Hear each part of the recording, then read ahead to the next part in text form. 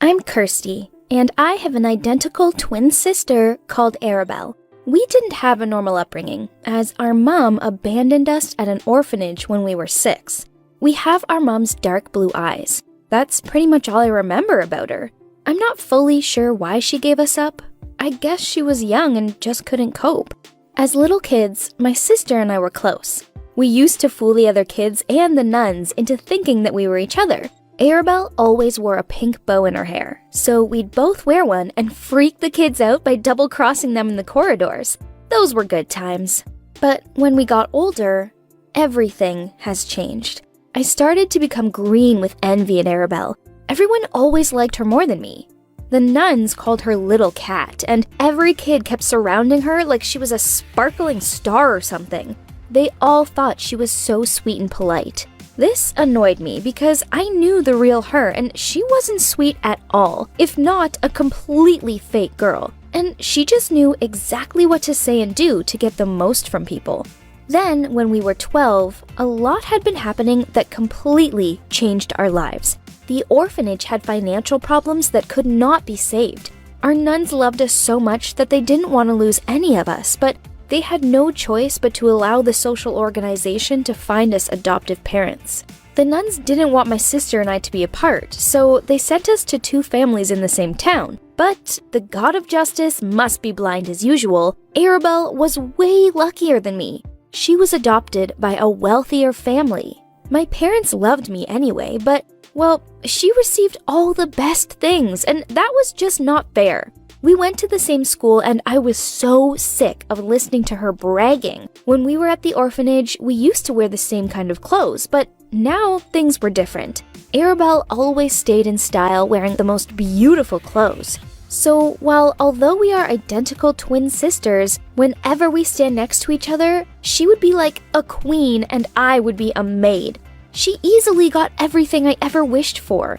Princess bed, a large window with a sea view, piano and ballet classes, and an amazing mom and dad. She talked about it all the time, and I got sick hearing it. It seemed like all of the greatest things were not enough for her. She didn't appreciate what they gave her and just always wanted more. If I were her, I would enjoy that dream life with gratitude and respect everything I got. Life was so unfair. Why did Arabelle always have the best while a girl like me was suffering from the day I was born?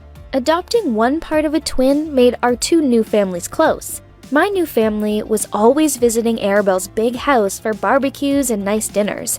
To be honest, I did not want to go there at all. It was not a simple family meeting, it was just an event for her to show up. Her parents were so nice, and just by looking at the way they treated her, I could tell that they loved her so much. They often patted her head and called her puppy.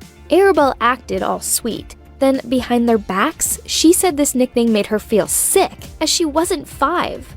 No one seemed to realize the truth. Arabelle was absolutely not as cute as they ever thought. She actually was kind of insolent, haughty, boastful girl, and most of all, she was a fake. I remember one time when her mother's birthday party was taking place. Her mom looked stunning in that gorgeous dress, and people in the room just stayed silent for a while to show their impressing. Arabelle pretended to be cute and gave tons of compliments to her mom, but as soon as her mom turned her back on us, Arabelle whispered to me, "Look at her stupid smile. She is thinking that she really is beautiful, while everyone knows that I'm the one who looks stunning here." I was so sick of her double life. She was so lucky living that great life, but she had no appreciation for what she already had. And she was so fake.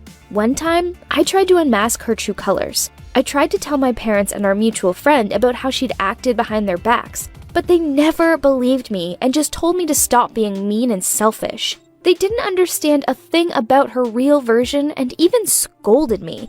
I was the one who deserved that life, not that fake loser girl. That was when I decided to make a bigger plan. I wanted to replace Arabelle and live her life. I started staring at her work and copied her handwriting.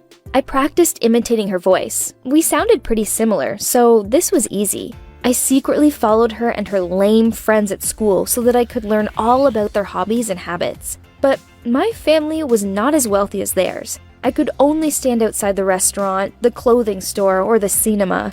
Watching Arabelle enjoy the good life just made my determination grow. When our families met up, I made an effort to get to know her parents more. Her mom likes playing the piano, and her dad likes taking care of his bonsai trees. Her mom can't eat seafood, and her dad is allergic to peanut butter. I jotted down every little detail about her life in my planning book. There were a lot of things I needed to learn until I was fully confident that I could become a second Arabelle and successfully replace her. But then, something suddenly happened that made me speed up my plan.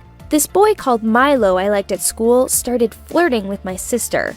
And she flirted back. She knew I liked him, but this didn't stop her from agreeing to go on a date with him. She was such a demon. At this point, I couldn't stand her walking around and stealing all the best things I've ever wanted in my life. I had a plan. Back when I was in the orphanage, there was a man who often came to us and said impolitely to the nuns that they should sell him some children to solve their financial worries. Of course, the nuns refused him and kicked him out. He continued to come over a couple of times, and once he gave us his phone number, saying that if any of us got into trouble, we could find him. Then the nun showed up and threatened to call the cops. Well, that was the last time I saw him. I always kept that number because I knew there would be a day I would need it. And that day finally came. I called him and we came up with a plan to solve my Arabelle issue. He sent her an anonymous message telling her to come to a secluded corner in the park to find out some juicy gossip about Milo. Of course, my nosy sister agreed. The man promised my sister would be sent to another place to work to help him earn money, and she wouldn't be harmed. I left a letter at home saying I'd had enough of the poor life and I'd found a better place to go. I told my parents not to be sad and not to look for me. I hid in a corner of the park and waited for my sister to appear. Then, when they took her, I could easily hop into her life and replace her. There would be no more Kirsty anymore, as I would perfectly be back as Arabelle. Well, the better version of her. Suddenly, I saw a black car stop in the distance. Two tattooed guys got out of the car. I could see guns in their back. They stopped for a moment to wet a hanky with some liquid thing. This didn't feel right. I knew that this was going way too far. They would hurt my sister, and I was the one who was participating in this sin, and I knew that I would live in guilt for the rest of my life if I ever let it happen. I immediately ran out from where I was hiding, grabbed my sister's hand, and pulled her away. I heard their footsteps right behind us, so I ran as fast as possible to the crowd of people and screamed loudly at the same time to let people around pay attention to us. The other two men probably gave up when we ran into the crowd. After we got back to her home, I told her that I happened to be walking past and overheard the guys saying they were going to kidnap her. Then I just ran to reach her as fast as possible without thinking. She hugged me and thanked me for saving her life. She said that she always thought that I didn't like her, and she used to feel that way about me too.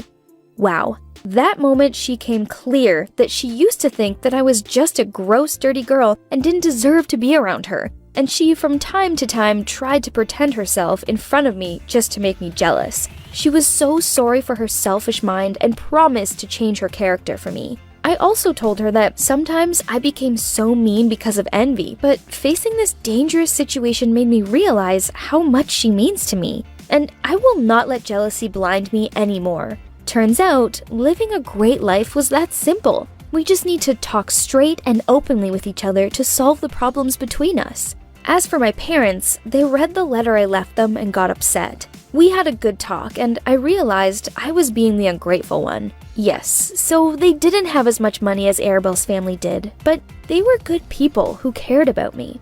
Arabelle hadn't been the only selfish one. I'd been selfish too. Life's good, and Arabelle and I are getting on better than ever. Still, the guilt from what I planned eats me up. Should I come clean about what really happened? Or should I keep it a secret and carry on like normal? I mean, it's not like anyone was hurt.